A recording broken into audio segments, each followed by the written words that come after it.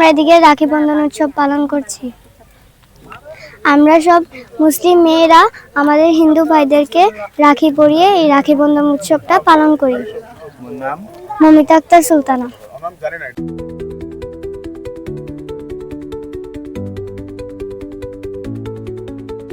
আমরা সকলে জানি যে প্রতি বছর শ্রাবণ মাসের পূর্ণিমার তিথিতে এই রাখি বন্ধন উৎসব পালিত হয়।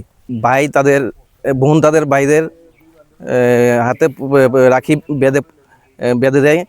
এই যে সুতো, এটা একটি সুতো নয়, এটা যে ভাইদের তাদের দীর্ঘায়ু সুখ ও সমৃদ্ধির কামনায় পড়ায় তারা। আর ভাইরা ওই দিন শপথ নেয় কি বোনদের আজীবন তারা রক্ষা করবে।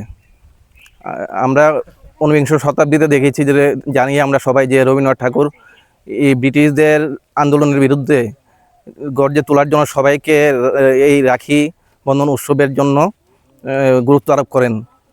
1905 খ্রিস্টাব্দে সালে বঙ্গভঙ্গ আন্দোলনের সময় যখন হিন্দু ও মুসলিমদের মধ্যে ওই আন্দোলনের সময় তাদের সম্প্রীতি ঐক্যের প্রতীক হিসাবে এই রাখি বন্ধনের প্রচলন করেন।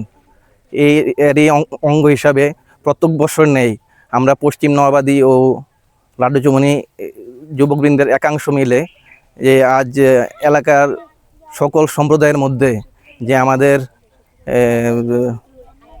প্রতি বছর সম্প্রদায়ের মধ্যে তাদের সম্প্রীতি আরও সুদৃঢ় করার লক্ষ্যে এবং আপনার যে ভালোবাসা ও শান্তির আরও শক্তিশালী করার জন্য এই উৎসব পালন করলাম।